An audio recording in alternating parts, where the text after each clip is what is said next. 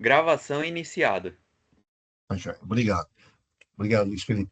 Bom dia a todos. Hoje, dia 6 de março de 2026, 8 horas e 35 minutos. Estamos iniciando a sessão de julgamento da 7ª Câmara Julgadora do Tribunal de Impostos e Taxas.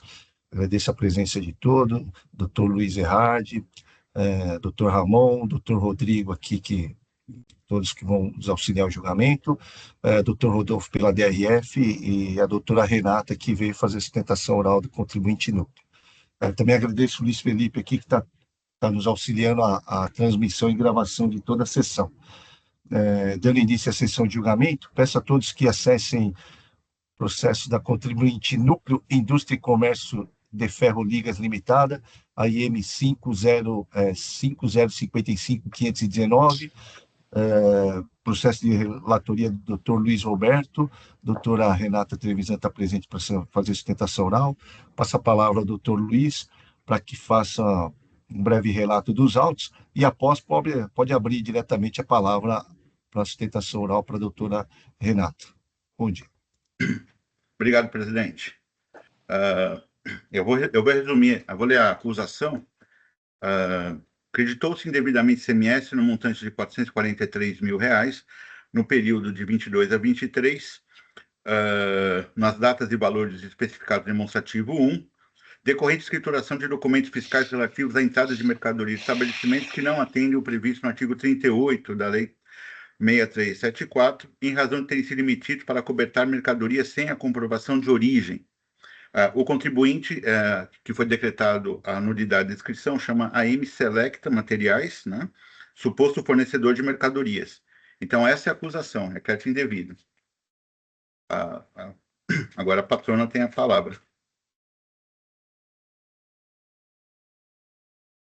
Bom dia, senhores juízes, senhor presidente. Eu sou patrona da empresa Núcleo, se trata de um auto de infração, à época lavrado no valor de R$ 742.967,76, sob a alegação de aquisição de mercadorias com base em documentação inidônea.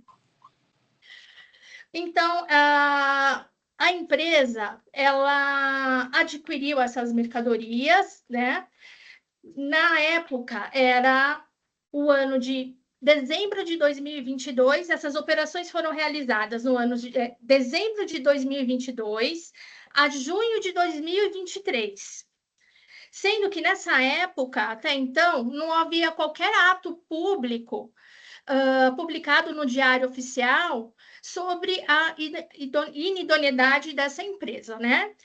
A declaração de inatividade da empresa, ela somente ocorreu na data de 12/1 de 2024, foi publicada, e a situação cadastral declarada nula e publicada em 18/4 de 2024, ou seja, posteriormente à realização das operações. O fisco alega que a inidoneidade já é intrínseca ao documento, então, independente de aquisição de boa-fé ou não, essa documentação é inidônea, então o contribuinte também tem que responder pelo débito. Só que já é entendimento, inclusive, consolidado no STJ, então, até uma decisão recente de que o ato declaratório de idoneidade somente produz efeitos a partir da sua publicação, se o contribuinte estiver de boa-fé. Ao longo do processo, na impugnação, foram juntados mais de 2.000 documentos comprovando o kit boa-fé, né? Por operação, o contribuinte foi juntando aos autos. Então, as folhas dos autos 138 a 337 foram juntados por operação realizada, cópia das DANFs, em conjunto com consultas ao CADESP, os pedidos de compra, as certidões de regularidade fiscal, os relatórios de entrada das mercadorias e os e-mails trocados com o fornecedor. As folhas 359 e 353, os comprovantes de pagamento, em conjunto com as respectivas notas fiscais e e-mails de tratativa por operação. Folha 720 a 726, documentos relativos ao transporte. Folhas 727 a 2026, os livros diário do período de 2022 a 2023, e de 2097 a 2179, os registros de entrada das mercadorias.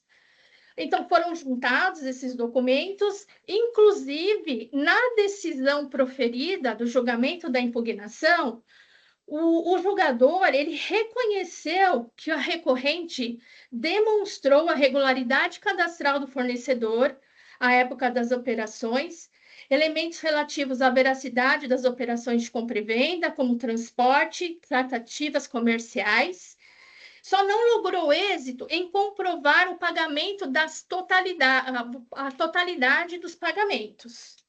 Ele, inclusive, elaborou uma planilha, deixa eu localizar aqui, na própria decisão, reconhecendo já o pagamento de R$ 486.844,68. Então, ele reconhece esse pagamento, só que mesmo reconhecendo, ele manteve o auto de infração na sua integralidade.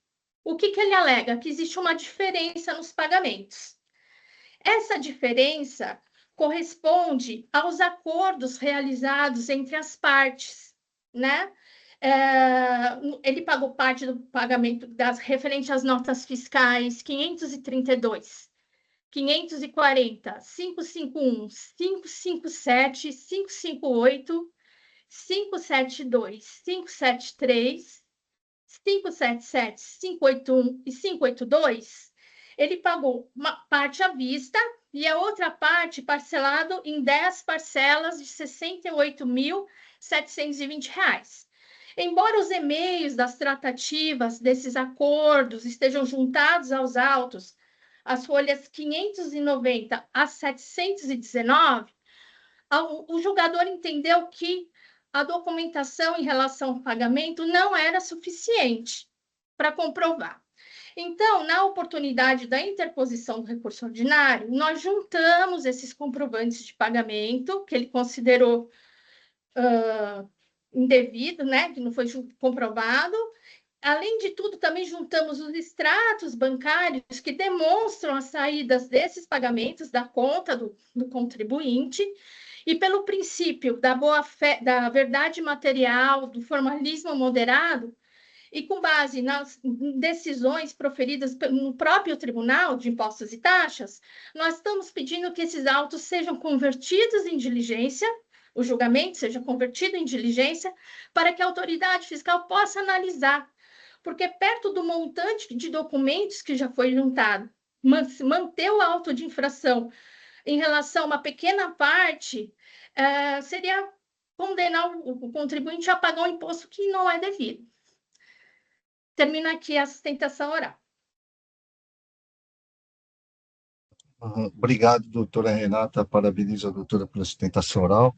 Passo a palavra ao doutor Luiz Roberto, por gentileza.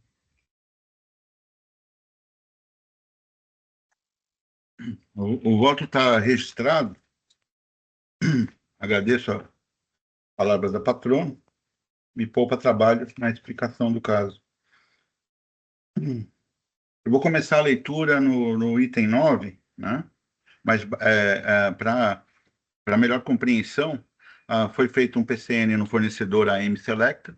Foi constatado que 75% das mercadorias por ele adquiridas eram de empresas de fachada e, por conta disso, declarou a inaptidão dela desde da inscrição. Apesar de ter, no momento desse ato, ela ainda está com o estabelecimento lá, mas naquele momento, de 2024, já estava vazio, não tinha mais mercadorias ou funcionários, né? E aí, por conta disso, deu-se como inidôneo todas as operações subsequentes. independente de boa-fé ou não. Esse é o resumo da acusação. Então, vou começar a leitura no parágrafo 9.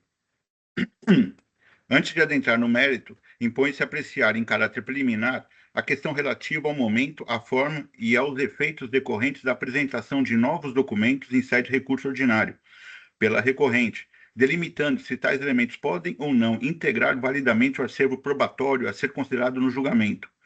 Trata-se de providência necessária para resguardar a regularidade do interprocedimental e a coerência do contraditório, evitando-se, de um lado, a criação de óbices indevidos ao exercício da ampla defesa e a busca da verdade material, e, de outro, riscos de supressão de instância e de afronta à legalidade, notadamente quando a Fazenda Pública sustenta que a recorrente deixou de aproveitar a oportunidade processual própria para instruir a defesa com os elementos probatórios pertinentes. Em síntese, a douta representação fiscal sustenta que a recorrente foi regularmente notificada dos questionamentos fiscais quando da ciência do auto, e dispôs de prazo legal para a apresentação de impugnação, oportunidade que deveria ter carreado aos autos todas as provas que pretendesse produzir. Nesta linha, afirma que, ausente demonstração cabal de força maior ou fato sobreveniente apto a justificar a juntada ulterior, o conhecimento dos documentos apresentados em sede recursal configura a violação ao artigo 19 da 13457. Com a devida vênia, entendo que assiste razão a recorrente quanto ao ponto, devendo ser conhecidos os documentos juntados no recurso ordinário, porquanto não se lhe atribui, no caso concreto, caráter extemporaneidade, na medida em que se amodam à exceção prevista no parágrafo 1º do artigo 19. Aí eu transcrevo. Isso porque a decisão de piso não desconsiderou a documentação de pagamentos apresentados pela recorrente. Ao revés, apreciou expressamente os comprovantes, transferência de contas, reconhecendo que naquele já carreado aos autos é possível identificar que é atuada como emissora e a AM Selecta como destinatária. Todavia, concluiu que a prova mostraria incompleta por ausência de comprovação da quitação integral de determinadas operações, razão pela qual afastou o reconhecimento de boa-fé nos seguintes termos. Aí eu transcrevo o trecho, que são as notas que a patrona mencionou e os valores que não foram reconhecidos com pagamento. Observa-se que o juízo singular procedeu à confrontação aritmética entre os valores das aquisições e os pagamentos comprovados, assentando que os comprovantes existentes indicariam pagamentos em favor da AM Selecta, mas que para as notas ali discriminadas a partir das folhas 402, não teria sido localizado ou não teria sido juntado os comprovantes atinentes à totalidade das parcelas, remanescendo, segundo a decisão, valores não comprovados por parte da operação. A decisão de piso prossegue consignando que, para tais notas, a recorrente teria apresentado por e-mail tratativas de negociação parcelamentos, mas não teria juntado os comprovantes correspondentes aos pagamentos os pagamentos supostamente realizados no âmbito dessa negociação. Registra-se ainda que a própria decisão singular reconheceu a existência de amplo conjunto probatório apresentado pela recorrente com o propósito de evidenciar sua boa-fé nas operações mantidas com a AM Selecta, nos seguintes termos. Aí são as folhas que a doutora mencionou do conjunto, que são transporte, notas, pagamentos e etc. Como se observa, a recorrente carreou aos autos acervo probatório expressivo, com mais de 2.000 páginas, voltado a demonstrar a adoção de cautela e regularidade material das operações, tendo a decisão singular, entretanto, delimitado o ponto controvertido a ausência de comprovação integral dos pagamentos em relação a determinadas notas fiscais. Para melhor compreensão desse ponto, oportuno consignar que as notas referidas na decisão de piso se encontram compreendidas na tratativa de parcelamento, conforme se extrai do e-mail do dia tal, folhas tais, na qual a preposta da recorrente informa a existência de um saldo em aberto no valor de 627 mil, atribuindo aos títulos ali elencados e solicita o seu parcelamento em 10 parcelas mensais inconsecutivas, razão de instabilidade de fluxo de recebimentos e de caixa, nos seguintes termos. Aí eu transcrevo o e-mail. Na sequência, como consta da resposta do fornecedor credor à AM Selecta, folhas tais, anuindo com parcelamento e ressalvando a incidência de 1% ao mês nos seguintes termos. Aí eu transcrevo o e-mail. Compulsando os autos, observa-se que a recorrente juntou o histórico dessa tratativa com a fornecedora AM Selecta entre as folhas 410 e 710, por meio de diversos e-mails que dão notícia da dinâmica do parcelamento e, inclusive, de informação à credora sobre os pagamentos realizados, Todavia, verifica-se que nessa sequência documental não foram acostados os respectivos comprovantes individualizados de quitação das parcelas mencionadas. Ao que interessa nesse momento, cumpre delimitar os documentos que a recorrente acostou no recurso ordinário e cujo conhecimento a douta representação fiscal reputa inoportuno, por suposta afronta ao artigo 19.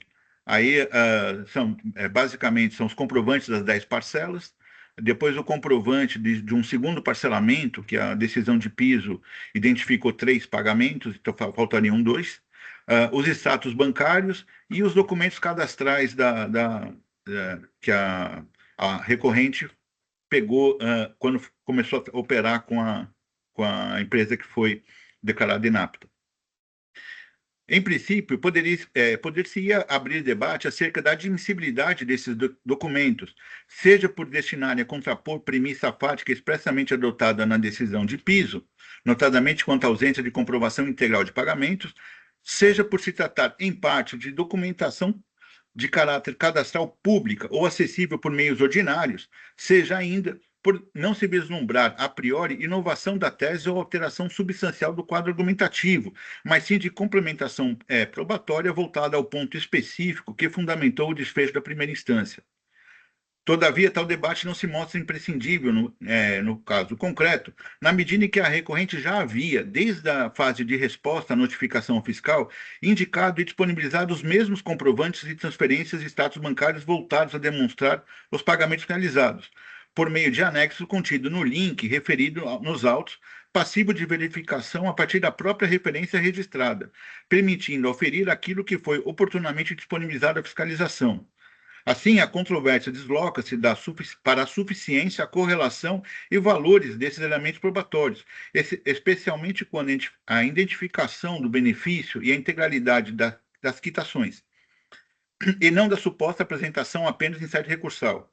Com efeito, as folhas tais, quando da resposta à notificação fiscal, a recorrente assim consignou.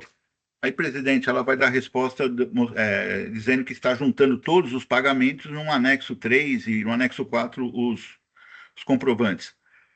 Consta as folhas 32, a indicação do link, cuja transcrição se evita por cautela e para preservação do sigilo fiscal da recorrente, no qual se encontra disponibilizado, de forma organizada, acervo digital relativo às operações, com aproximadamente 95 megas de arquivo, correspondente a 324 documentos subdivididos em 42 pastas, na mesma ordem e referência descrita naquele atendimento à fiscalização pela recorrente. Nesse acervo, é possível identificar os comprovantes de pagamento correspondentes às operações discutidas, os quais foram novamente carreados aos autos com o recurso ordinário, ressalvada a juntada nesta fase probatória do comprovante específico de valor de R$ 27.000, de março de 23, as folhas tais, apontado como atinente à última parcela de 5 para a quitação da nota 305.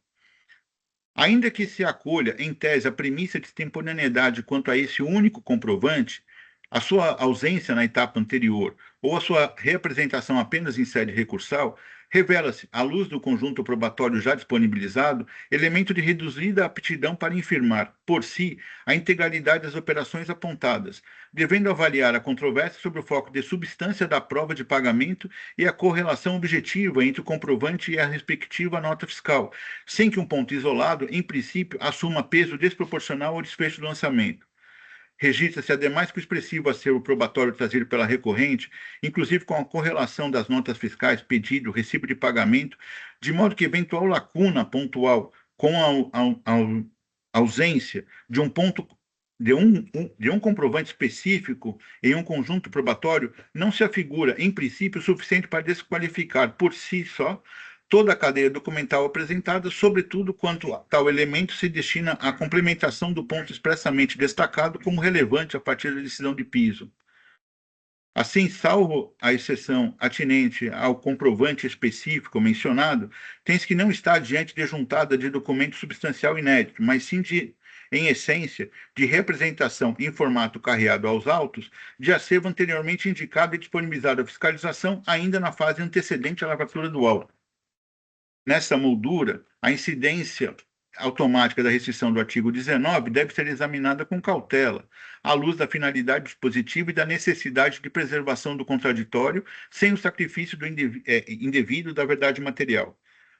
Por fim, quanto ao fato da recorrente não ter enfatizado desde logo que tais comprovantes já haviam sido disponibilizados por meio de link referido nos autos, trata-se de circunstância que não altera, por si, a natureza documental ora representada, ajuntada em sede de recurso em tais condições, não transforma automaticamente o acervo em documento novo para fins de aplicação da restrição do artigo 19, devendo prevalecer a análise concreta de sua pertinência, rastreabilidade e utilidade para o esclarecimento do ponto controvertido.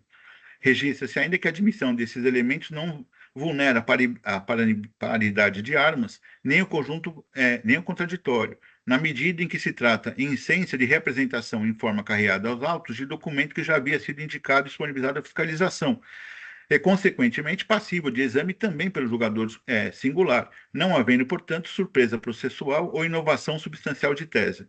Ademais, após o atendimento à fiscalização, em que a recorrente afirma ter disponibilizado o documentação pertinente por anexos e link indicado nos autos, não se verifica registro de intimação fiscal subsequente apontando ausência específica de documento ou exigindo complementação individualizada.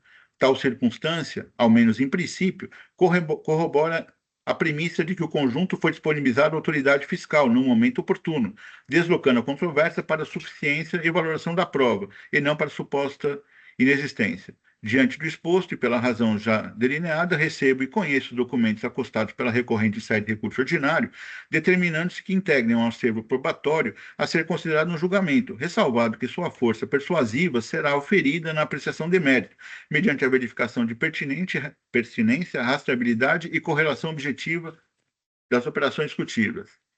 Quanto ao apontamento da outra representação fiscal, no sentido que os extratos bancários estariam completamente rasurados, observa-se com a devida vênia que os documentos apresentados não evidenciam rasuras, em sentido técnico, mas sim ocultação parcial de campos por tarjas, mascaramento de dados. No caso, a recorrente manteve íntegro o cabeçalho, as páginas, rodapé e, sobretudo, os lançamentos pertinentes aos pagamentos vinculados à M-Selectas, restringindo-se apenas informações estranhas ao objeto da fiscalização, por entender não estar obrigada a expor movimentação alheia às operações investigadas. Isso foi dito por ela na apresentação lá do termo, atendimento. Ademais, tendo em vista que tal acervo já se encontrava disponibilizado no link referido nos autos e não havendo registro de exigência específica pelo agente de rendas quanto aos campos ocultados, seja para complementação, seja para exibição integral, forma-se a compreensão de que o recorte apresentado atendia a finalidade probatória então perseguida. Nesta linha e para o propósito limitado nos autos, isto é, demonstração de transferência financeira e identificação do beneficiário, os extratos tarjados se mostram suficientes, especialmente porque seus lançamentos guardam plena correspondência com os comprovantes individualizados de transferência à hora representados, permitindo a correlação objetiva entre a movimentação bancária e as operações discutidas. Entendo que no processo administrativo tributário deve prevalecer o formalismo moderado, incompatível com a rigidez excessiva que compromete o controle da legalidade e a busca da verdade material, sobretudo porque o lançamento não se reveste de definitividade absoluta, podendo ser submetido ao controle jurisdicional. A adequada depuração do acervo probatório, ainda na instância administrativa, atende o interesse público, inclusive para evitar a judicialização desnecessária e seus inerentes custos institucionais. Ademais, os documentos apresentados em sede recursal destinam-se a suprir lacuna expressamente apontada em decisão singular e se relacionam ao acervo anteriormente indicado e disponibilizado à fiscalização, não se conferindo surpresa processual. Nessa perspectiva, a representação dos elementos já acessíveis no ínter antecedente não se confunde com a juntagem de novo documento. Assim identificada a premissa fática incompleta na decisão recorrida quanto à suficiência de provas e pagamentos, e põe-se um exercício de controle da legalidade para assegurar julgamento adequado do mérito com base no probatório integral. Nessa linha, admitidos os documentos, ora representados, devem ser sobresados como prova na apreciação de mérito, em conjunto com os demais elementos constantes nos autos, preservando-se coerência do contraditório e a legalidade do interprocedimental. O que agora, admitindo os documentos, agora tem um problema de entendimento do fiscal. O que se percebe a partir da leitura conjunta de peças é um descompasso entre a documentação indicada e disponibilizada pela recorrente e a compreensão externada pelo autor do feito em manifestação posterior à apresentação da defesa, na qual consignou em síntese. O que interessa é que ele diz que não recebeu os extratos, o que não corresponde à verdade material, item 4, e no item 5, como a empresa e fornecedora ela teve a nulidade, não interessa a boa-fé ou má-fé nos autos. Nota-se, em especial, que a manifestação fiscal registra que o interessado apresentou na defesa cópia de livros, não apresentando status bancários no período. Todavia, à luz de quanto já exposto nesse voto, a indicação desde a fase da resposta à notificação fiscal de disponibilização de comprovantes e status bancários no acervo e link referidos nos autos, circunstância que recomenda com cautela a valoração dessa premissa. Ademais, o agente Rendes alude à existência de kit boa-fé para algumas operações, mas não identifica de forma individualizada quais seriam tais operações, nem delimita quais documentos teriam sido reputados suficientes ou insuficientes, o que dificulta a precisa reconstrução de critério adotado nessa etapa e reforma a necessidade de acervo probatório, tal como efetivamente disponibilizado. O julgador singular em esforço Hércules procedeu à conciliação entre as notas fiscais e os pagamentos anexados na defesa. Todavia, a análise parece ter se desenvolvido apenas sobre esse conjunto documental, não abrangendo os comprovantes indicados pela recorrente, os comprovantes adicionais indicados pela recorrente, indica ter disponibilizado a fiscalização em momento antecedente. Nesse contexto, o recorte probatório estão disponíveis, mostrou-se determinante para o desfecho em primeira instância, o que afastou o reconhecimento da boa-fé sobre o fundamento de que se exige a comprovação integral dos pagamentos e não admitindo boa-fé parcial. Nessa linha, consignou-se, que aí é a parte que a patrona disse que foi reconhecido 400, mas que ele não aceitou nada.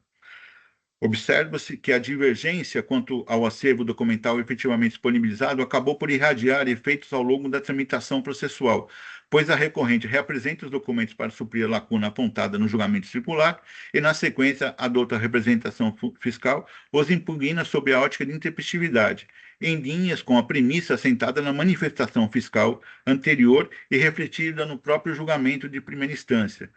Aí, presidente, só para esclarecer, o meu entendimento foi que a manifestação do fiscal antes da defesa, depois da defesa, antes do julgamento, foi que os documentos não existiam, e aí a decisão saiu de forma equivocada e, na sequência, a manifestação da Procuradoria seguindo esse desfecho. Nesse cenário, tendo o julgador singular se apoiado, ao que tudo indica, em premissa fática incompleta quanto à disponibilidade de comprovantes e extratos, elemento central para a análise de boa-fé, entendo que a solução que melhor preserva a regularidade do interprocedimental, o contraditório e a paralelidade de armas consiste em anular a decisão de piso para que outra seja proferida, mediante exame do conjunto probatório em sua inteireza, tal como disponibilizado nos autos. Diante do exposto, conheço do recurso ordinário e voto no sentido de anular a decisão de piso para que outra seja proferida, com a apreciação do acervo probatório em sua integralidade, em especial dos documentos descritos no atendimento à fiscalização, folhas 31 e 36, ora impressos e acostados ao recurso ordinário, garantindo-se a adequada valoração do conjunto das provas carreadas nos autos. É como voto, presidente. Obrigado, doutor Luiz. O processo está em discussão. Presidente, Doutor Rodolfo. doutor Luiz. Doutor Ramon vai falar primeiro, depois eu abro para o doutor Rodolfo. Então, obrigado. Fique à vontade. Doutor Luiz, quero primeiro parabenizá-lo pelo voto, a patrona, a doutora Renata, pela sustentação oral. Presidente, eu acho que é um caso aqui que me parece que o processo estaria apto até a julgamento, na medida em que o conjunto probatório apresentado ele é bastante robusto e o próprio julgador ele já apresentou um pré-julgamento, né, uma premissa para julgamento sobre a questão da boa-fé, porém ele levou em consideração a ausência de alguns documentos que vieram agora nesse momento. Se fosse uma questão jurídica, eu acho que não haveria dúvida sobre o julgamento, eu acho que poderíamos julgar aqui diretamente, mas como é uma questão fática, apreciação de documentos e, eventualmente, não houve a oportunidade do juiz de primeiro grau falar sobre esses documentos, inclusive foi o que fundamentou a não apreciação ou não conclusão dele nesse sentido, eu acredito que é cabível anulação para análise dessa documentação que foi apresentada posteriormente. Então, nesse caso aqui, vou aparentemente acompanhar o voto do Dr. Luiz. Doutor Ramon, eu até esclareço, assim, né, se o juiz singular tivesse mencionado, por exemplo, há um link, mas eu não vou tomar consciência do link porque não foi impresso, eu teria visto a prova e a gente colocaria apto a julgamento imediatamente, né? Agora, assim, como não houve nenhum indicativo que ele tomou ciência da prova e ele foi induzido a erro pelo auditor fiscal, né? E, no meu ponto de vista, cabia ao auditor fiscal juntar os pagamentos que estavam no link porque eram necessários ao boa-fé, né? Então, acho que foi uma omissão precedente. Então, ele foi induzido a erro, e é como o artigo 19 também obriga a gente a dar ciência, né, no caso da exceção, né? Então, a garantir o contraditório. Então, eu entendo que estaria apto para julgamento, mas para manter a paridade do processo, eu acho que é mais prudente retornar à primeira instância para uma nova decisão. Eu acho que seria um caso de um PRJ, né? Talvez, porque ele considera inexistente algo existente no processo. Então, isso como não foi interposto, eu acredito que a melhor solução agora seja essa mesmo. Dr. Rodolfo? Bom dia a todos. Cumprimento o Dr. Luiz pelo voto. Eu tenho algumas observações e uma delas vai justamente ao encontro do que o Dr. Ramon ressaltou, né? Num primeiro momento, aparentemente do que eu depreendi do voto do Dr. Luiz, essas provas, inclusive os extratos bancários, eles haviam sido juntados por intermédio de um link, porém a própria juntada posterior dos documentos aos autos, ela demonstra que não haveria impedimento ou empecilho nenhum para que a própria recorrente tivesse feito essa juntada no momento da apresentação da defesa, de forma que, de certa forma, né, a infrações relativas a operações simuladas, como crédito indevido, decorrente de operações em que o fornecedor ele estava em situação irregular, né, acaba acarretando uma inversão do ônus da prova. Então, cabe à recorrente demonstrar e trazer aos autos, no momento adequado, todas as provas que ela julgue aptas a comprovar as suas alegações, né? E, de outra sorte, o meu receio é que, como bem disse o Dr. Ramon, não foi interposto um PRJ e também, salvo o melhor juízo, não foi solicitado pela recorrente nem no momento da apresentação do recurso, nem anteriormente, alguma nulidade em relação à decisão proferida pela primeira instância, né? Então, eu fico só receoso se, de repente, aqui, julgando pela nulidade, a gente não estaria extrapolando o objeto da apresentação do recurso, uma vez que a representação fiscal não teve oportunidade de se manifestar em relação a esse pedido específico, né?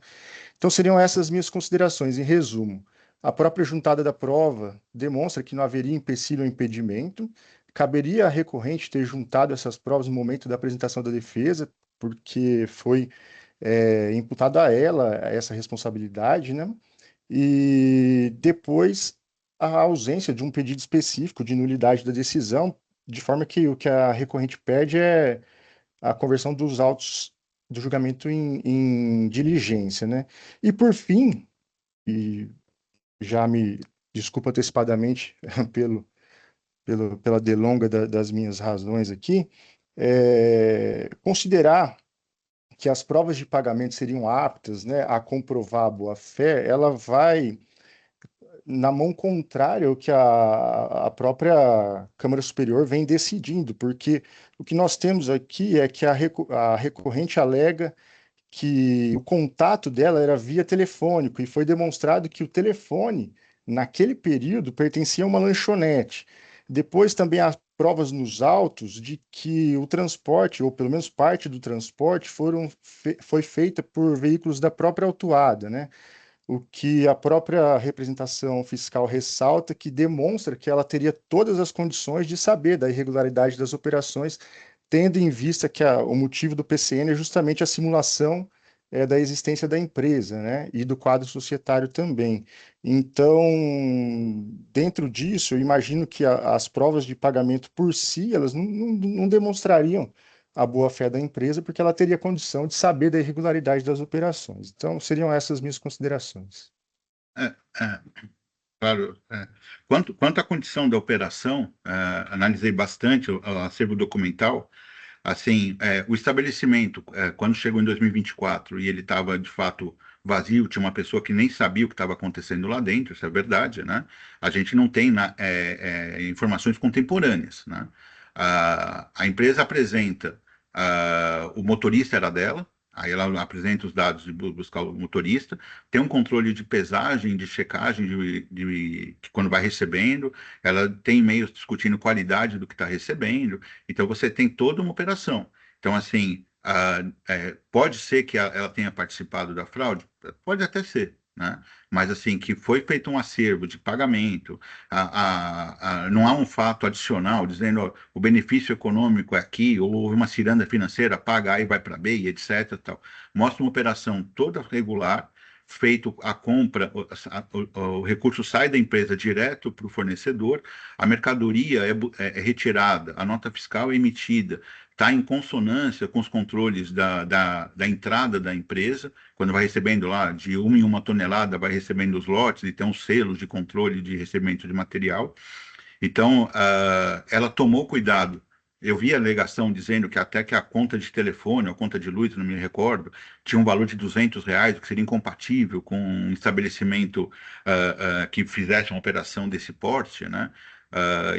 Só que, pelo que eu compreendo dos autos, quando a empresa foi fazer o cadastro da empresa, como sua fornecedora, ela pediu alguns documentos. Então, ela pediu o ISO, ela pediu comprovante de endereço, que aí foi essa conta de luz, essa conta de água, tal, que está em nome da AM Selecta mesmo, não está o telefone que ela falava, isso tem um que fala que é de uma lanchonete, eu não vi essa conta, eu não me recordo de ter visto a conta, né? Não sei nem se foi apurado depois que era uma lanchonete, né?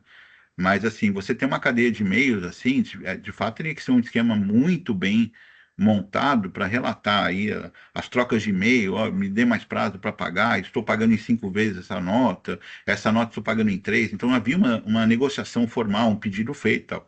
Então, ao meu ver, foi preenchido os requisitos. Inclusive, na decisão de piso, ela deixa bem claro que foi preenchido todos os requisitos. Só não está dando porque o pagamento, esse parcelamento em 10 parcelas, a recorrente não juntou aos autos e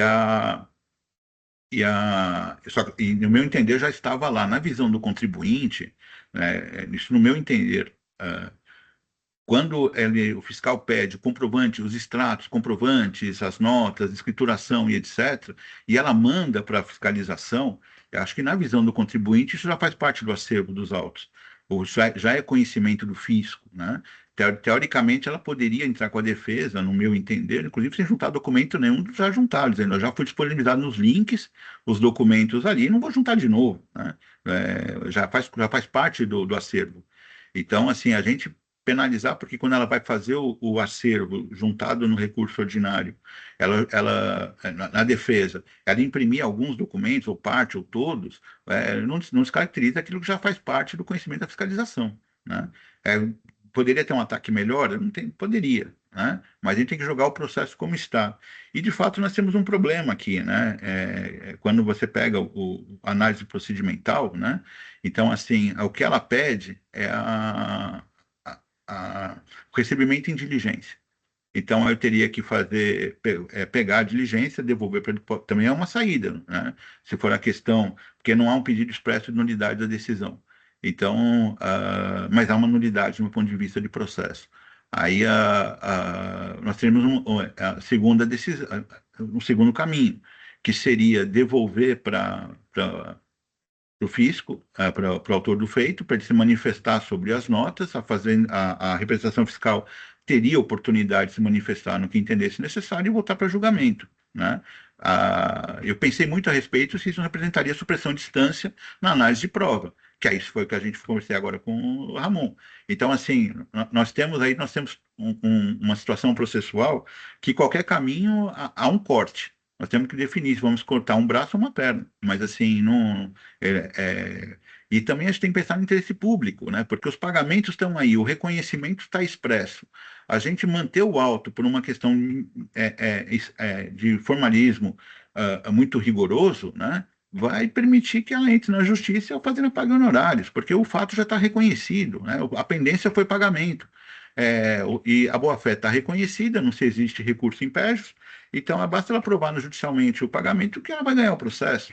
Então vai ser uma energia gasta do governo, além dos custos de tramitação. Então fui pensando nesse acervo que a melhor solução entre o que nós vamos, qual dedo da mão nós vamos cortar, que eu entendi melhor a devolução. O meu primeiro voto, inclusive, seguindo até o primeiro passo do comentário do Ramon, era o julgamento do processo declarando o kit boa-fé completo, porque como não há recurso em péjus, e foi reconhecido em primeira instância o kit boa-fé, exceto em relação ao pagamento, eu dou como bom pagamento e julgo o processo. Foi o meu primeiro voto. Mas aí eu achei que a representação fiscal, defensora da legalidade do processo, ia falar que houve uma inovação sem manifestação em primeira instância. Então, como a nulidade aconteceu lá, naquele momento, eu achei melhor retornar aquela nulidade.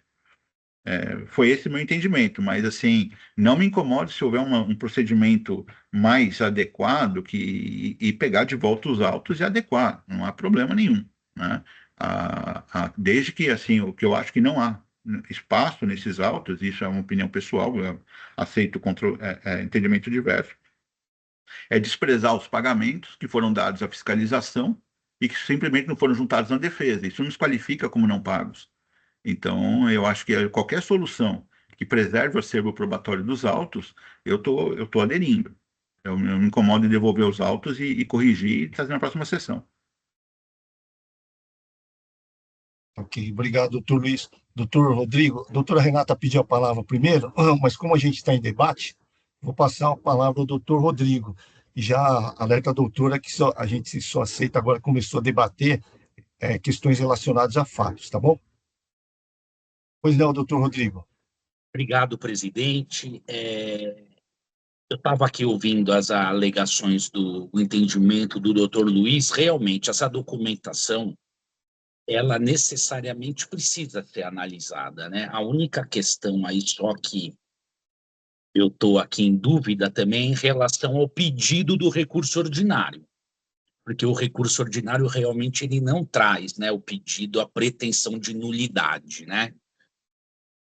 Por outro lado, né, a gente também tem aí a conversão em diligência, pode ser alegado uma supressão de instância, mas, por outro lado, se conseguir preservar realmente aí o contraditório, me parece que a gente acabaria afastando essa questão da alegação de supressão de instância, não é?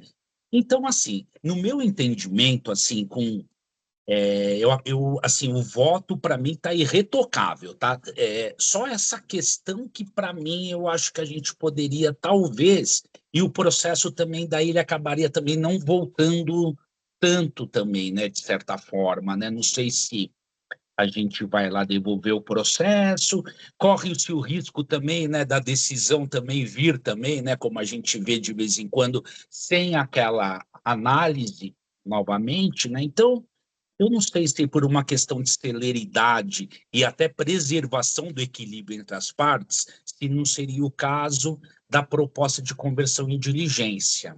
Em relação a isso, aí nós mesmos julgaríamos já, com base na resposta de diligência, o processo já estaria pronto para o julgamento. Então, é só essa ponderação, né, que eu queria, já foi feita também, né? Só queria trazer para que a gente possa aí chegar aí num entendimento conjunto, né, em relação a isso. Obrigado. Não, obrigado, doutor Rodrigo.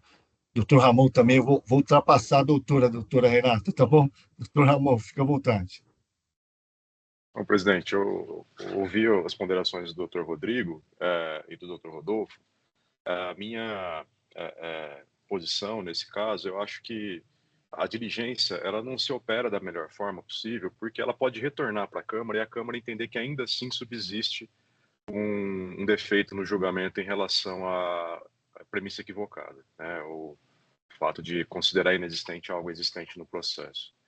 Por outro lado, a proposta do Dr. Luiz é no sentido de anulação da decisão anterior, e eu acho que ela preserva tanto a questão do contraditório, porque aí a representação fiscal vai ter a oportunidade de se manifestar de forma assertiva sobre esses documentos que foram juntados, e eu não entendo, nesse caso aqui, que estaria havendo uma extrapolação dos limites objetivos do pedido do contribuinte. Na medida em que ele tornou controvertido ou controvertida a não análise desses documentos, mas optou por fazer um pedido de diligência. Eu acho que o pedido ele não nos vincula no sentido de, a despeito de ter sido feito um pedido de diligência, nós podemos considerar de alguma forma que essa controvérsia se resolveria por uma nulidade de decisão anterior. Então, eu considero que nós não estaríamos aqui extrapolando esses limites se anulássemos a decisão a despeito de não haver esse pedido explícito no recurso ordinário do contribuinte. A gente tem aqui, como o Dr. Rodolfo já disse, eu já disse anteriormente, a questão de que seria um objeto de um pedido de retificação de julgado, mas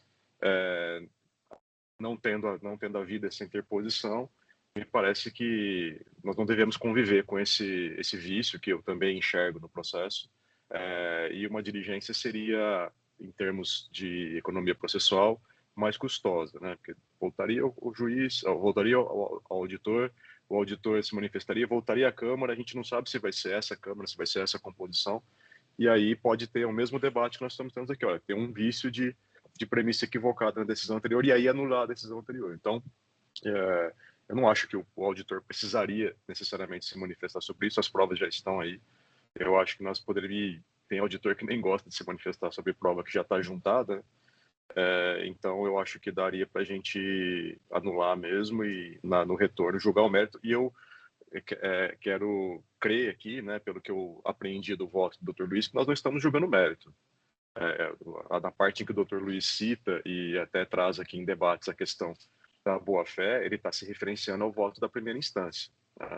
Eu acho que nós não estamos concordando de imediato, e aí, doutor Rodolfo, acho que não há essa preocupação, pelo que eu aprendi do voto, de que estarmos aqui reconhecendo a boa-fé nesse momento. Isso é uma manifestação que o doutor Luiz fez referenciando o voto de primeira instância. Então, eu acho que a melhor solução, eu vou aderir a de que o processo seja anulado mesmo para julgamento, o novo julgamento da primeira instância. E, presidente, não devolva mais a palavra ao doutor Luiz, porque ele já cortou um perna, um abraço e um dedo. Daqui a pouco a gente não vai ter mais corpo para poder julgar aqui. Então, tá joia, obrigado. Desculpa a brincadeira aí. Até mais, tchau, tchau. Doutora Renata, é questão de fato, doutora. Eu fiz uma preferência aqui, mas antes de ler a preferência, eu vou ouvir a doutora. Não, é só para fazer um esclarecimento para o doutor Rodolfo, que a primeira documentação ela foi apresentada em link pelo fato do sistema CIPET não aceitar a documentação, ao contrário do EPAT, que foi possível a juntada.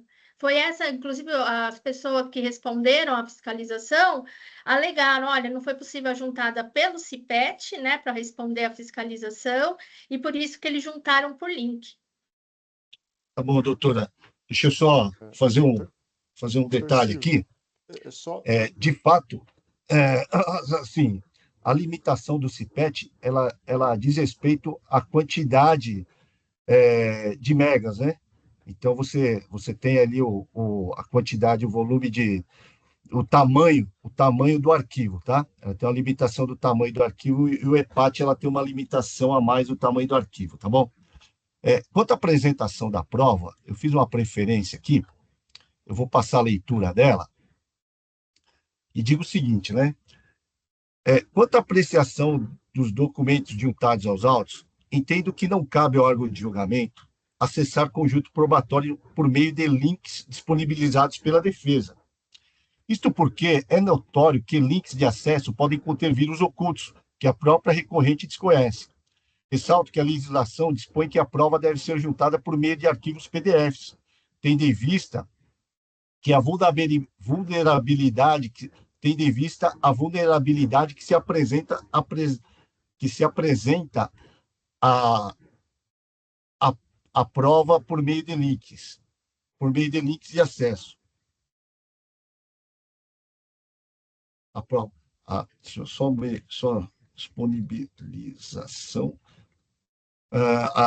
que se apresenta a disponibilização de provas por meio de links de acesso.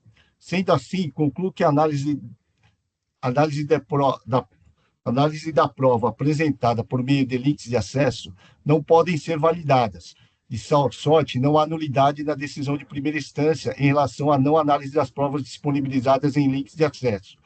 No entanto, a fim de evitar futuras alegações de cerceamento de defesa, concordo com o relator pelo retorno dos autos à primeira instância para análise dos documentos juntados em sede ordinária. Tá? Em síntese, o que eu estou dizendo aqui?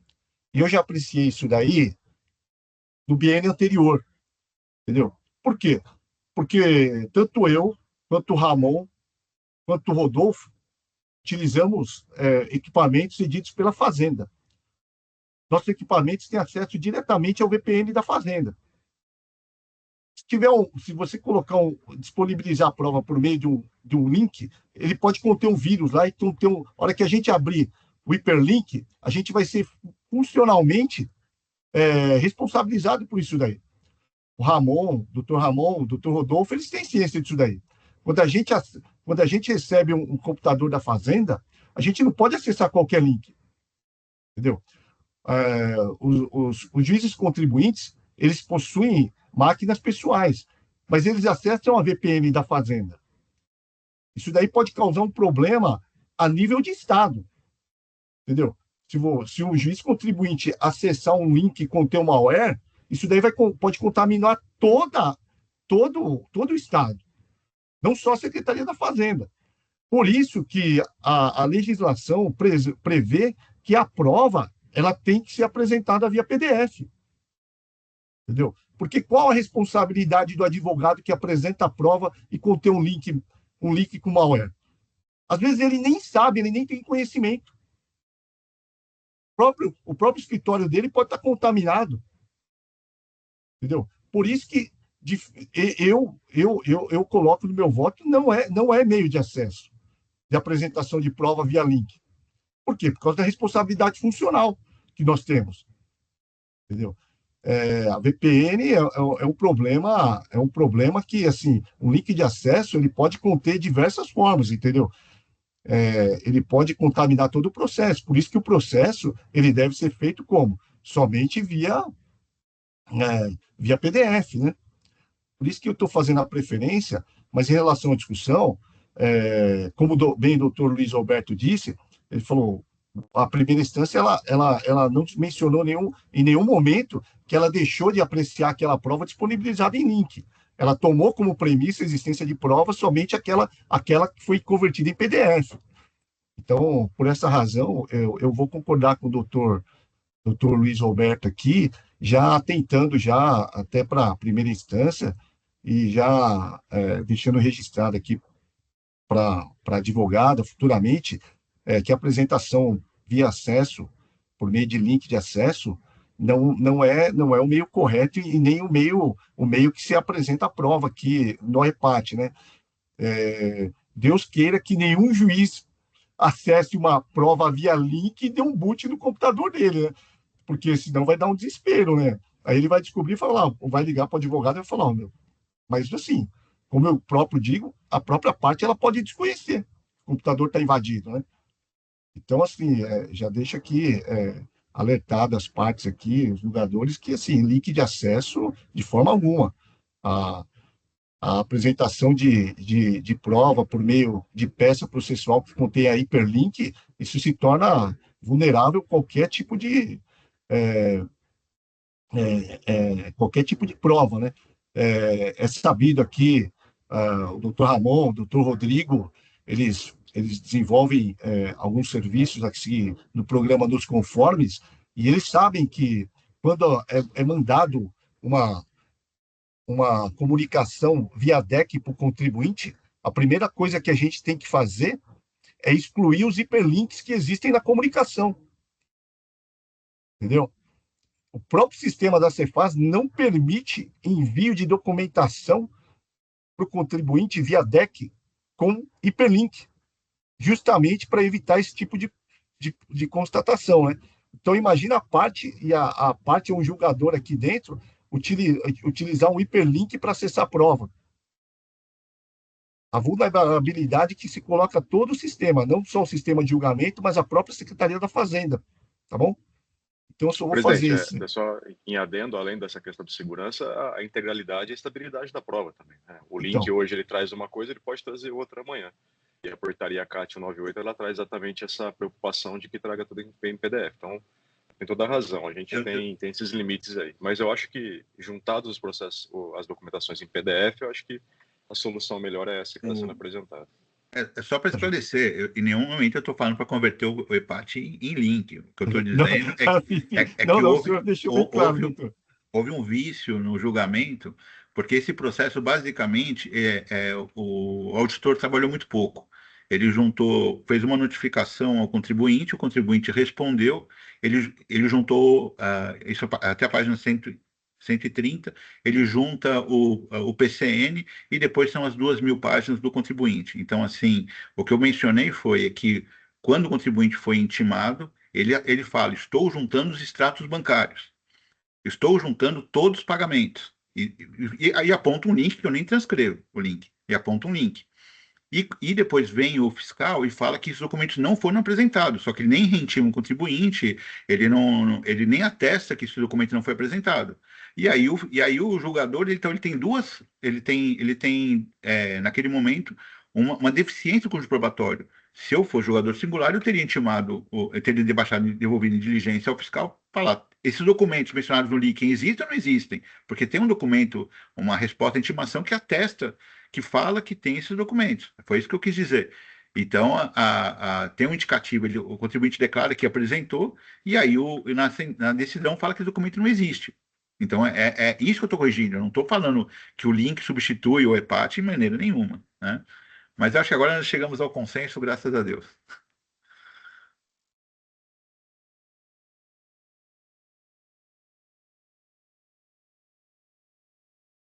Registrando aqui o meu voto de preferência, que também, por causa da discussão, caiu até o meu EPAT aqui, tá bom? E acho que o meu EPAT caiu também. Vocês clicaram no link aí. Pegou um hiperlink aqui, já viu agora. Bom, está registrado aqui. Vou encerrar os debates.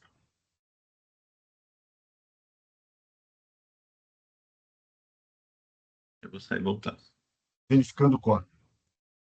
Não, mas já fica aqui, doutora, também, que a prova tem que ser apresentada em PDF, tá bom? Porque justamente por causa desse problema, tá? Então... nós juntamos os 2.000 documentos aí em PDF, né? Só uma planilha Excel que a gente denominou mapa, né? Que não tem como juntar no EPAT. Que ela tem várias abas, né? Por isso que a gente juntou em link. Tem também, doutora, tem jeito. Já debatemos isso aqui na 5ª Câmara no ano passado e tem essa possibilidade. Tem a possibilidade? Tem sim. Dá para transformar em PDF as abas do Excel também. Tá, imprimir. A gente tentou, mas era muito grande e não deu.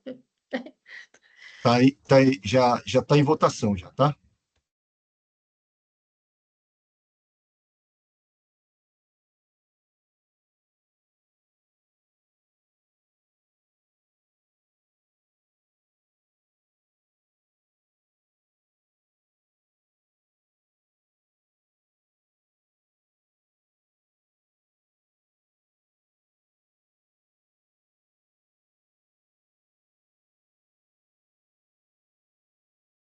Doutora, deu uma travada aqui no meu EPAT, mas o doutor Ramon e o doutor Rodrigo acompanham o doutor Luiz Roberto. Eu também fiz a preferência acompanhando a anulação da defesa, né? Só ressaltando esse problema do hiperlink. E eu só não estou conseguindo encerrar aqui a votação, tá bom? O meu Se a senhora quiser retirar, fica à vontade. Se quiser permanecer também para assistir o restante do julgamento, fica à vontade, tá bom? Eu agradeço, desejo Um bom final de semana a todos. Obrigado. Tchau, tchau. Então, O meu caiu também, presidente. O meu caiu também aqui. O meu Tô achando caiu que é o também. empate, o porque Foi doutor geral, Rodrigo, pelo jeito. ele caiu o empate, mas no Teams aqui ele está paralisado, né, meu? Está paralisado. Voltou, acho que agora voltou. Deixa eu ver. Ó, eu vou fechar aqui e vou entrar de novo. Agora voltou. Mas estava bonito aquele ângulo, doutor Rodrigo. O empate caiu. Foi algum link aqui que eu acessei, viu, Luiz? Com certeza. Eu acho que foi a preferência do doutor Silvio aí que Bagunçou ele, né? tudo aqui. Você colocou hiperlink na preferência, né, Silvio? Já finalizou aqui, tá aparecendo para mim que finalizado. Votação finalizada. Tá, votação finalizada. Deu certo agora. Agora Deu certo. encerrei o julgamento. Vou passar agora ao primeiro processo da pauta, a IM 5055305, Citrus Juice Limitada. Processo do Dr. Rodrigo. Não tem advogado para fazer sustentação oral. Doutor Rodrigo, pode passar diretamente a leitura do voto. Se quiser, pode ultrapassar a leitura também do relatório. Fique à vontade. Ah, perfeito, presidente. Obrigado. Esse caso ele é bem simples. Ele tem aí um mérito, né, que é em relação a operações supostamente para exportação, né? Mas o recurso ordinário ele se limita apenas em discutir aquela questão lá da atualização do valor básico da multa. Então, eu vou passar, o voto ele é curto até, né? Vou passar já para o voto. Em seu recurso ordinário, observo que a recorrente não discute o mérito da infração, limitando-se a abordar a atualização do valor básico para o cálculo da multa. Pois bem, nas razões recursais, a recorrente sustenta que não haveria norma específica determinando a atualização do valor básico para o cálculo da multa, já que o artigo 96 da Lei 6374, em seu inciso 2, apenas autorizaria a incidência de juros sobre a multa a partir do segundo mês subsequente à lavratura. A meu ver, esse entendimento não se revela adequado, uma vez que a lei acima referida em seu parágrafo 9º do artigo 85 é expresso no sentido de que as multas devem ser calculadas sob os respectivos valores básicos atualizados, observando-se o disposto no artigo 96. Este dispositivo estabeleceu que a multa deve ser calculada sobre um valor básico atualizado e, para a realização dessa atualização, definiu que devem ser utilizadas as mesmas regras existentes para o cálculo dos juros previstas no artigo 96. Ao contrário do entendimento da recorrente, não é o artigo 96 que prevê a atualização do valor básico para o cálculo da multa, mas sim o parágrafo 9º do artigo 85, o qual estabelece que essa atualização seja feita com as mesmas regras utilizadas para o cálculo dos juros. Acerca da questão, este egrégio Tite, inclusive, já pacificou a matéria com a edição da súmula 1318 nos seguintes termos, aí eu transcrevo a súmula. Portanto, a decisão recorrida não merece qualquer reparo quanto a esta questão. A recorrente sustenta também que essa discussão sequer foi analisada pela decisão de primeira instância. Ora, como bem apontado pela douta representação fiscal e suas contrarrazões, a matéria foi sim abordada pelo ato decisório, as folhas 221, 223. Assim, este argumento, de igual modo, não possui qualquer sustentação. Por fim, sustenta a recorrente que o fisco não teria se pronunciado com relação ao seu pedido de prorrogação de prazo para a resposta à notificação fiscal, tendo mesmo assim lavrado o AIM. Ocorre que, entre a data desse pedido, 18/11 de 24, e a lavratura do AIM, 8/5 de 25, passaram-se mais de 6 meses. Assim, pode-se concluir na prática, mesmo que tacitamente, que a recorrente teve um prazo bem maior do que aquele pleiteado de 30 dias. No entanto, nesse prazo temporal, a recorrente nada trouxe aos autos, restando frágil tal alegação. Diante desse cenário, há de ser negado o provimento ao apelo ordinário com a manutenção da decisão recorrida. Então, presidente, eu estou conhecendo do recurso ordinário e negando o provimento, confirmando-se a decisão recorrida. Esse é meu voto. Obrigado, doutor Rodrigo. O processo Bem tranquilo, está em discussão. Quem tem alguma dúvida? Eu parabenizo e vou acompanhar. Sem dúvida, senhor presidente. Também, presidente, No primeiro parabenizar o momento, doutor Rodrigo, vou acompanhá-lo. Eu não vou parabenizar o doutor Rodrigo, não, porque esse daí caiu de presente, né? Então, esse foi presente do presidente lá, né? Mas tudo bem. Ah, pode mandar. O primeiro, né, do ano É o tem que ser primeiro do assim, ano, né? acho que ele foi muito contente com o doutor, né? Então, É verdade, eu vou mudar aqui. Eu invejo e vou acompanhar. inveja e companheiro. Poxa, num Encerrando os primeiro debates. obrigado, presidente. Nada. Obrigado. Verificando o quórum.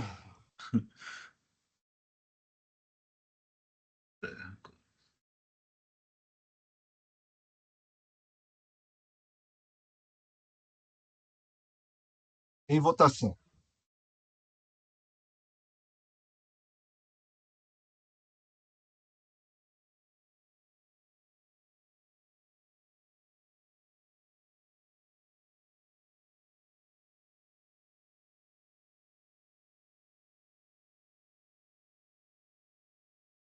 Encerrado o julgamento da contribuinte Citrus Juice Limitada, IM 5055305, recurso ordinário conhecido e não provido, decisão unânime nos termos do voto do relator.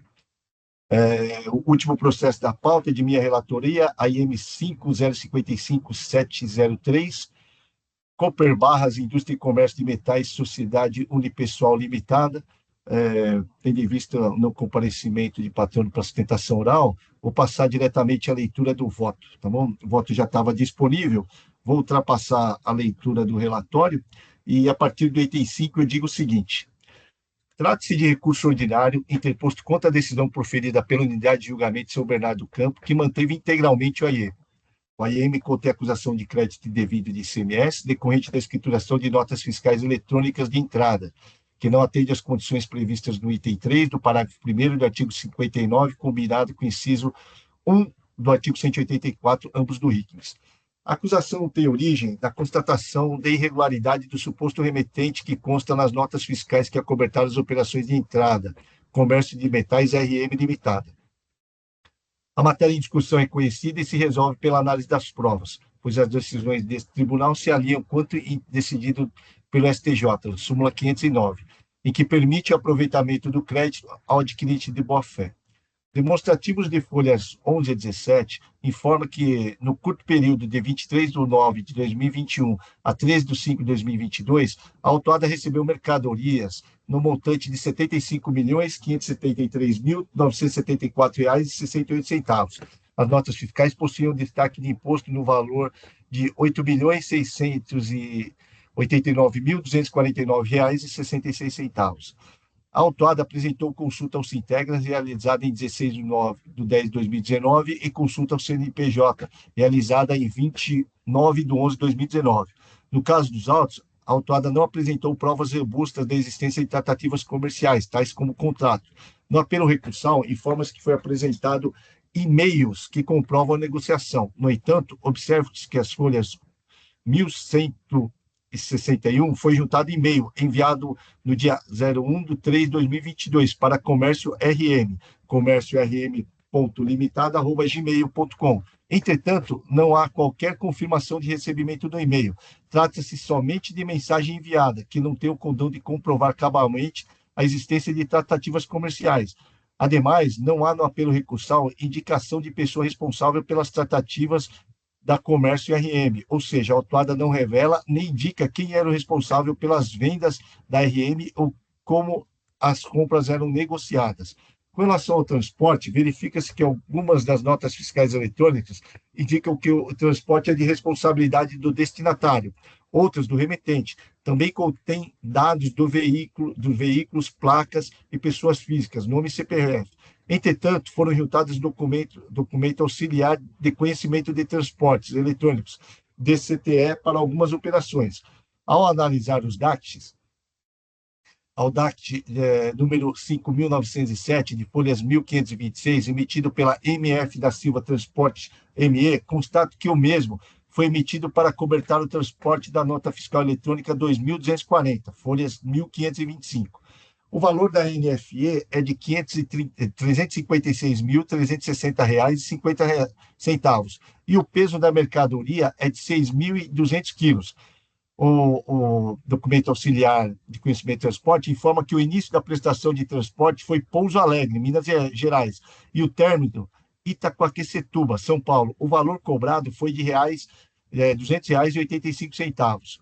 O DACT de folhas 5.912, de folhas 1.533, refere-se ao transporte da NFE 2245. Informa que o valor cobrado pelo transporte foi de R$ 200,85, assim como o anterior, e o peso da mercadoria é próximo, nesse caso, a 6.100 quilos, e o valor de R$ 350.612,75.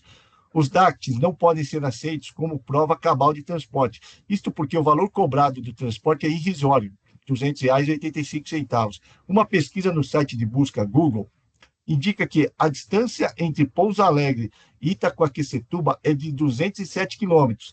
Tempo estimado do percurso da viagem entre as duas cidades é de aproximadamente 2 horas e 40 minutos. Já em linha reta, a distância entre Pouso Alegre e Itaquaquecetuba é de 146 quilômetros.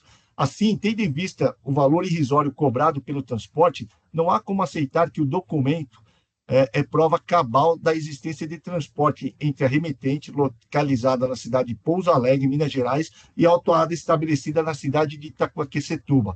Com relação aos pagamentos, a autuada apresentou transferências bancárias. Os valores apresentados nos comprovantes de depósito supostamente englobam mais de uma operação. No entanto, não há planilha que concilie os valores com as respectivas notas fiscais, o que impossibilita verificar se foram apresentados pagamentos de todas as operações. Registro que as notas fiscais informam nas observações que os pagamentos seriam efetuados em 45, 60, 75, 95, 90, 105 e 120. Nesse sentido, não há como aceitar que um depósito abarcaria diversas notas fiscais emitidas em dias diferentes. Atende-se que a apresentação da prova de forma organizada é ônus da parte que a apresenta. Nesse sentido, foi decidido no processo DRT 2, 270 e 99, de relatoria do ilustre juiz Dr. Antônio Augusto Pereira de Carvalho. Transcrevo parte da decisão e continuo. Com efeito, a análise do conjunto probatório não permite concluir que a autuada é adquirente de boa-fé nos termos da súmula 509 do STJ. Com relação aos demais argumentos, entendo que os mesmos, de forma isolada, não são capazes de afastar a conduta infracional. Isto porque a declaração de idoneidade posterior às operações comerciais não macula o trabalho fiscal, pois a declaração de idoneidade tem caráter meramente declaratório.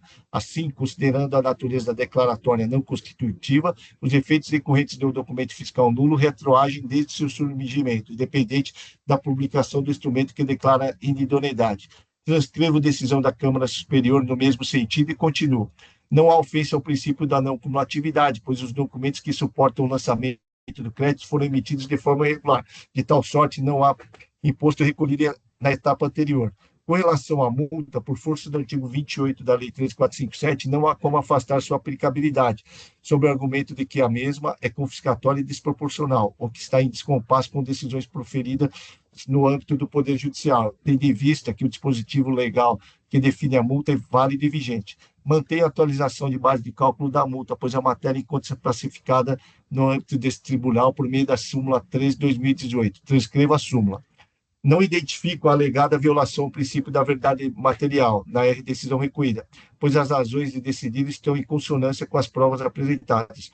Por fim, também não há ofensa ao artigo 142 CTN. Isto porque o relato infracional da acusação é claro e objetivo no sentido de descrever as circunstâncias fáticas que culminaram na respectiva acusação Ainda, o AIM está instruído com documentos e demonstrativos que identificam a conduta infracional imputada à recorrente. Antes posto, considerando as provas dos autos, conheço do recurso ordinário e no mérito nego-lhe provimento. Só vou fazer o registro do voto aqui e eu já abro para discussão. O processo está registrado. Está em discussão. Alguém tem alguma dúvida? Ficou à disposição.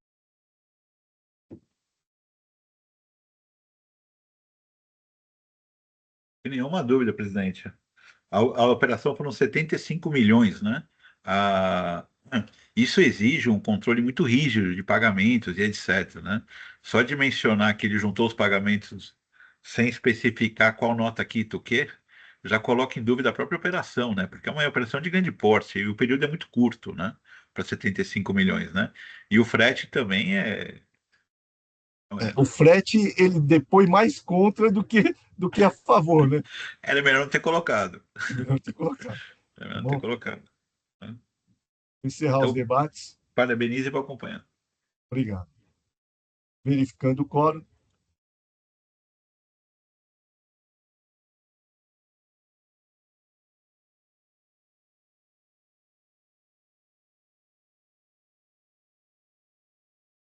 Em votação.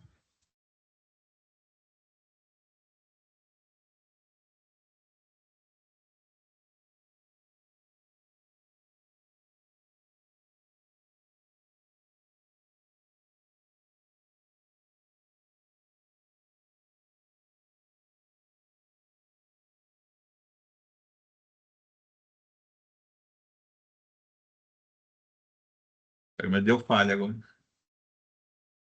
Eu já tinha O votado. meu, o meu também caiu aqui. Mas eu já tinha Caiu votado. agora. Acho que Deixa alguma eu ver aqui. instabilidade. Já tinha todo mundo votado. A hora que eu encerrei, ele caiu. Hum. Caiu de novo aqui. Vou entrar de novo aqui no empate.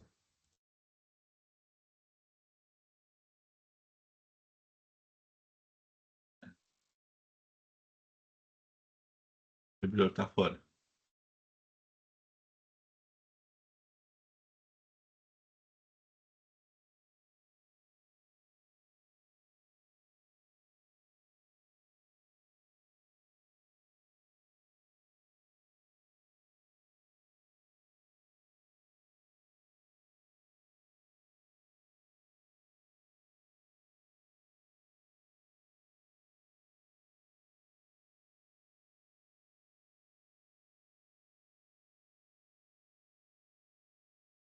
Vou fazer o seguinte: eu vou ver se eu reinicializo o meu computador aqui.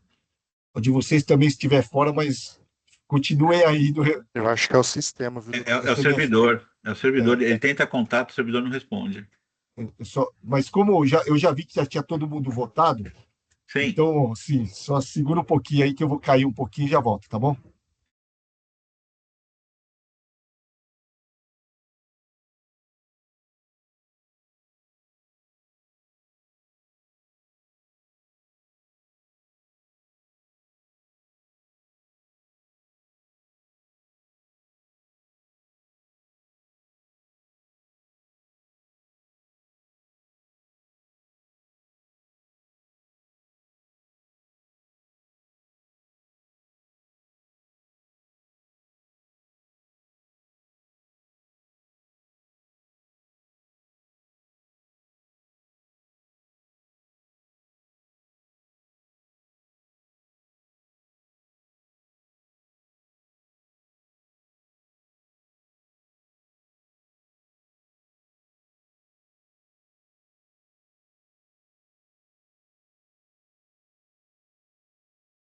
Geral mesmo.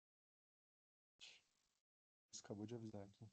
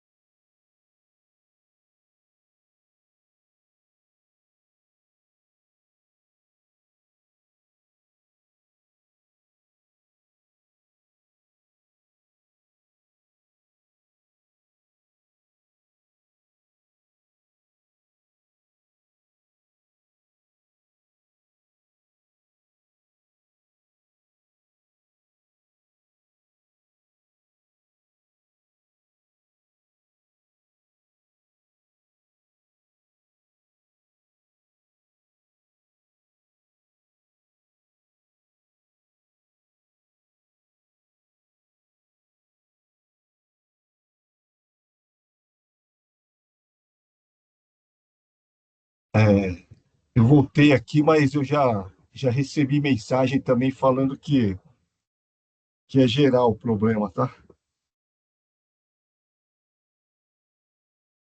Vou aguardar um pouquinho aqui. Deixa eu, deixa eu ver se eu entro de novo e eu consigo aqui.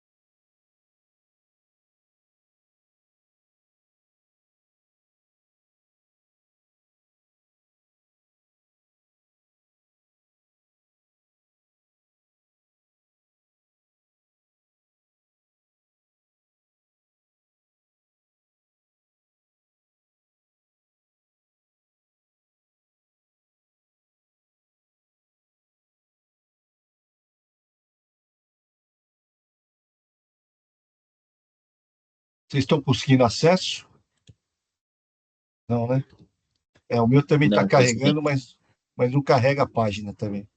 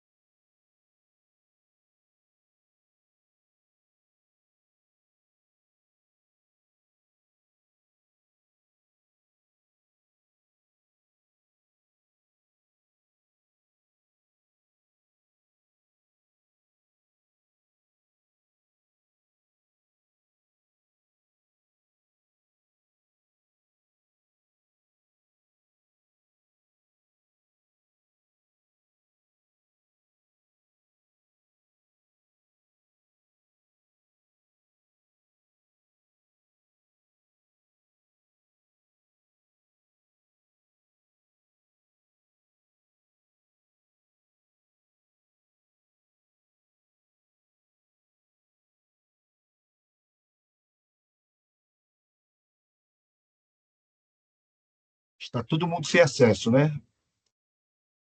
Todo mundo.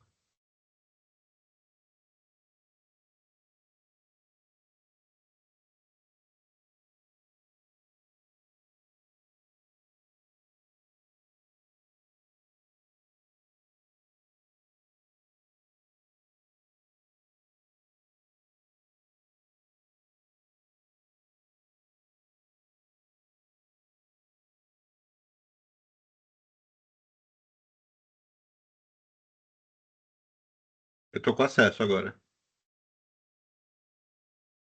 Também consegui acesso, tá? Então, já encerrei o julgamento do AIM 5055703, Cooper Barras, Indústria e Comércio de Metais, Sociedade Unipessoal Limitada, recurso ordinário conhecido não provido, decisão unânime nos termos do voto do relator. Com o julgamento desse processo, eu encerro a sessão de julgamento. Agradeço a presença de todos. Tenham todos um ótimo dia e um excelente final de semana. Peço apenas que aguardem o encerramento da gravação e transmissão.